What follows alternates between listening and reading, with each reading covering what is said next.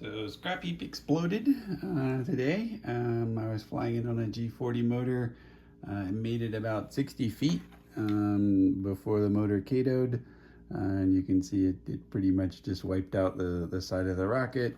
There are a few pieces that we got back. Interesting kind of to look at some of these in terms of I'm still kind of, I use Gorilla Glue on this, remember, to keep it light. So I see that doesn't really appear to adhere well. I mean, this was kind of a bad event.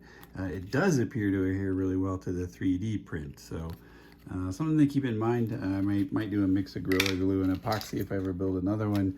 I did use some wood hardener on some of the body tubes, and that does seem pretty strong. In terms of the Kato itself, not really sure what happened. The nozzle is still here. Part of the retaining ring is cracked, but it's there. So that seems pretty strong. Everything else is just kind of gone. After there's a video of it. After it Katoed about, I would estimate, 60 feet in the air. So it wasn't right on the pad, and it lawn darted from there. So the rest of the damage on the front, interestingly, let me see if I can get a light here. The part of the that gray right there is part of the engine mount. So apparently, when that happened, it blew part of it away and blew part of it up towards the front. And then again, it lawn darted.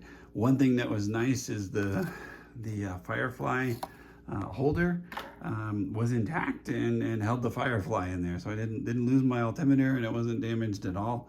And I kind of like that, sort of wedge method to be able to mount it for fear that, hey, it was going to fly out. If it didn't fly out on a lawn dart like that, it would be pretty good.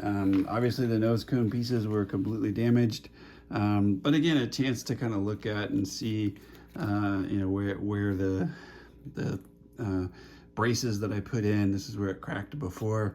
It cracked above that. At some point, it's just going to happen. The parachute and shock cord obviously just kind of were there for the hit.